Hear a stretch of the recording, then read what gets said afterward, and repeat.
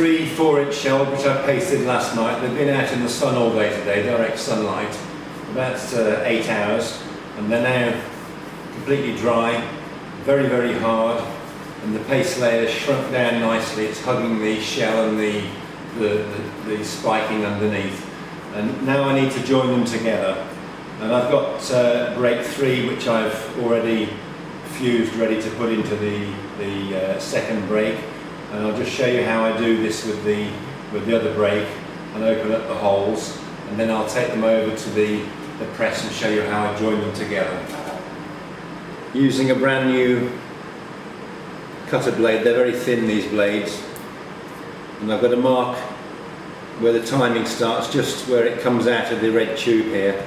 I put my cutter blade in the centre of the time fuse, and then I just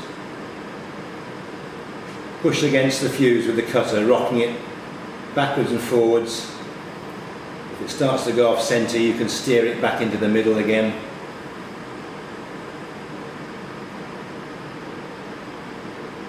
Okay, I've reached my timing point now, and then I just bend the time fuse apart gently, so it's split like that.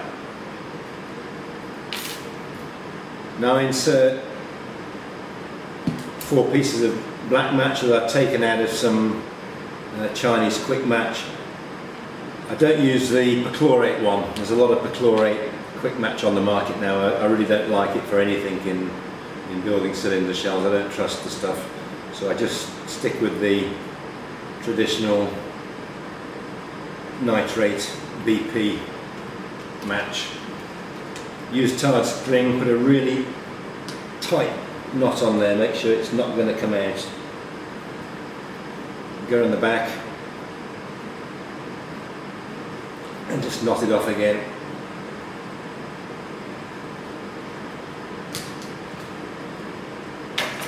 Just take off the excess.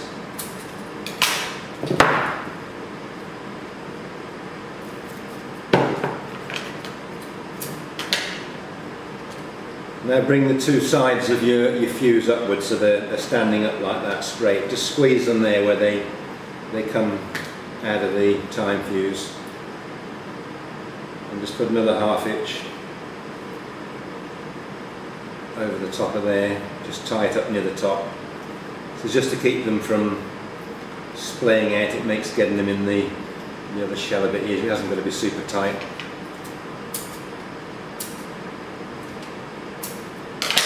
I've got the holes cut open already, but if I now try and push this time fuse and the cross match into the hole, it's not going to go in easily. It's packed with BP, the burst charges in the centre here, and it's packed quite tight. I'm going to have to really force it in and end up damaging the match. So what I do is to put the first break into a block like this.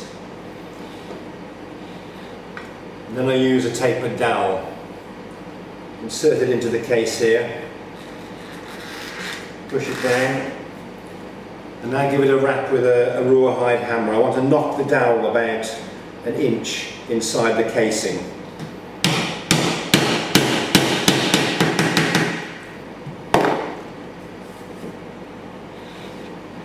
Okay, now if I just pull this dowel out immediately, the chances are the black powder granules will just fall back into the hole and block it up again. So before I withdraw it, I just raunge it around left to right and just try and compact the granules around the dowel here, so that when I take the dowel back out, they stay in place and I've still got a hole in there. Just take it out very gently, just turn it as you do it.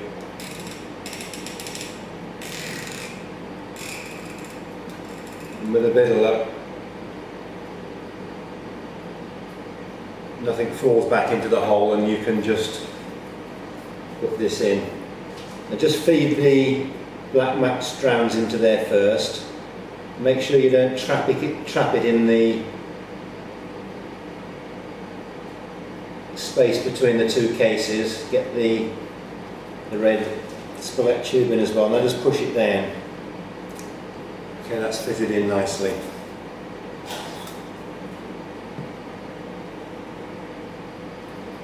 Now do the same with the other one.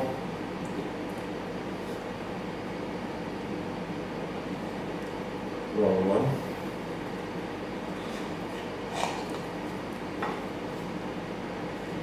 Dowel in.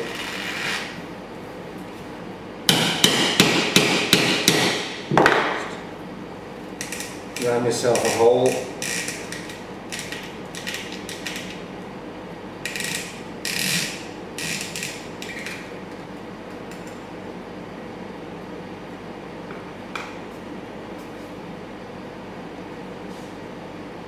And then place the fuse of your third brake into the hole. Okay, now we've got brakes 1, 2 and 3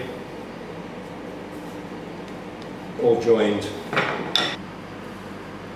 I should say that this method of making a multi-brake and the way of joining it is quite a departure from the traditional method of doing it, where you fill one case and then partially spike it and then join another case to it, partially spike it, join the third space. You end up using that method with different amounts of vertical spiking on each of the shells, and to me you never get the brakes equal. They're all, sometimes, normally the first brake is the best of the three, and the preceding brakes seem to suffer as you go down the shell. If you do it this way, each of these shells really could be fired as an individual shell. If I were to take this shell, lift and leader it, or this one, apart from the fact that the timings are a little short on these two, they're all equal, they're all equally spiked, they're all equally pasted. So you've got three identical shells basically in this stack, and now all you have to do is join them together so that they're going to stay together when they're in the air and break one after the other. So I put it in the press here, and then I bring the press down. I'm not trying to make a rocket here or anything, I'm not putting 500 psi or anything on it. All I'm doing is squeezing them together a little bit, and I want them at this point so that I can still turn them individually. I can turn this one, I can turn this one relative to the others. And now I get a straight edge and I put it down the side here and just see if there's a gap, if one shell's more to the left than the preceding one, whatever. I'm just trying to get the shells nice and straight. So if I go 4 points around it, it's poking out a little bit there on that side, so let's give it a tap. Just knock it over a little bit.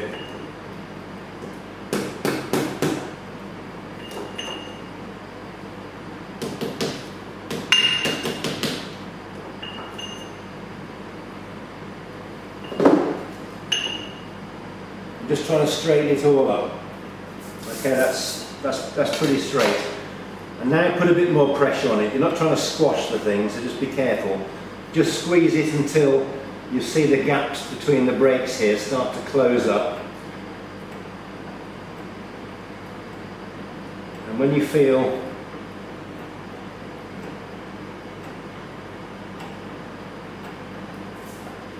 that it's as tight as it's going to be before you start compressing the whole shell as a whole. Okay, stop now. I'll just zoom the camera in, but I think you can see that what's happened now is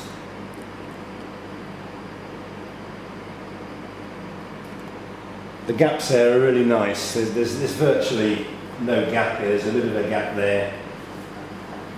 There's a little bit round this side. Now at this point I take some £30 pasted paper which I've screwed up, and what I want to do is just fill any little spaces between the brakes here, and I run the pasted paper around and I just push it with my nails into the gap between the two shells. You'll see why in a minute when I come to spike them together. I want to get a nice even band of spiking around here where the two shells join together. So just force it in there, make a little collar of pasted paper around the outside, filling the holes up. It doesn't have to go all the way around if you just want it really where it needs it. Around here it's perfectly joined, I don't need to put it there.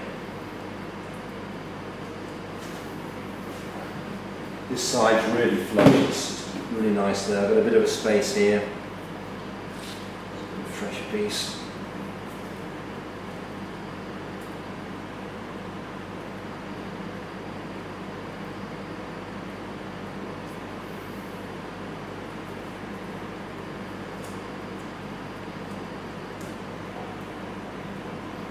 You can take a little sharp stick if you want and poke it into the gap if you've got a fairly big gap there. I've turned out lucky with this one, it's almost perfect.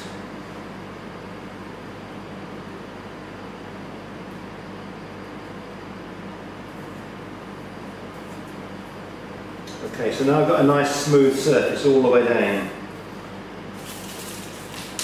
And now I simply take some gum paper, it's about 1 inch wide. There's enough to put 2 turns around here.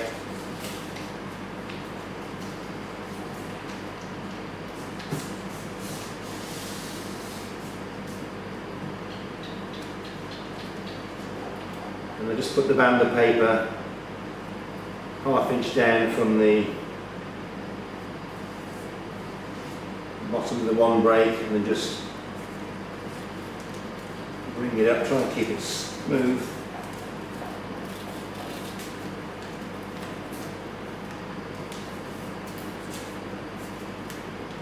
It's not all straight, so I just tear it off.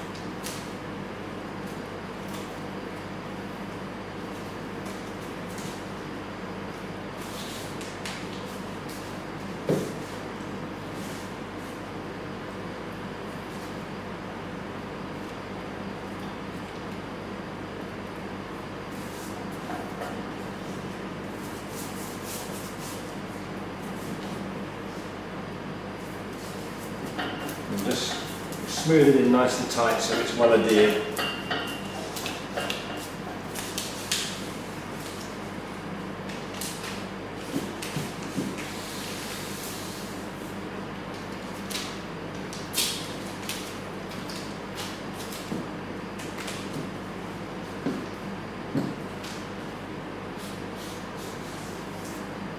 You don't actually have to do this. You'll find that once you let the pressure off the press, it stays virtually as it is now. It doesn't really decompress at all.